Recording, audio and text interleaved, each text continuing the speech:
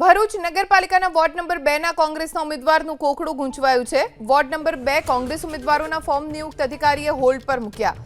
વધુ ચકાસણી માટે 3 વાગે કોંગ્રેસ ઉમેદવારોને ફરીથી બોલાવાયા છે।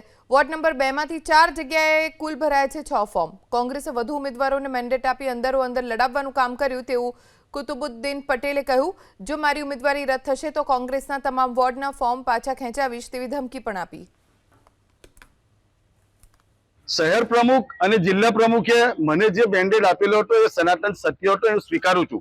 એનું રીઝન છે કે જ્યારે મેન્ડેટ સ્વીકારેલો હતો ત્યારે પણ હું હાજર હતો, એની ગણતરી મેં પોતે કરેલી હતી, એમાં પણ હું હાજર હતો, અને જ્યારે મેન્ડેટ લખાતો હતો ત્યાં પણ હું હાજર હતો।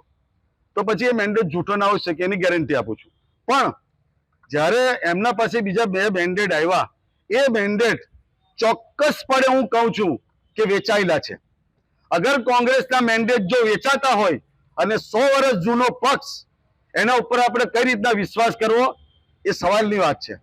અને મારા માટે તકલીફની વાત એ છે કે હું એક સામાજિક કાર્યકર્તા છું, મારી સમાજમાં એક ઇમેજ છે, મારું નામ છે, અને મારી ઇજ્જત પર આ ડાઘ લાગેલો છે। એનો બદલો કોંગ્રેસ પક્ષે ચૂકવવાનો રહેશે। પણ એમના પાસે હજુ પણ 2 કલાક છે, 3 કલાક છે।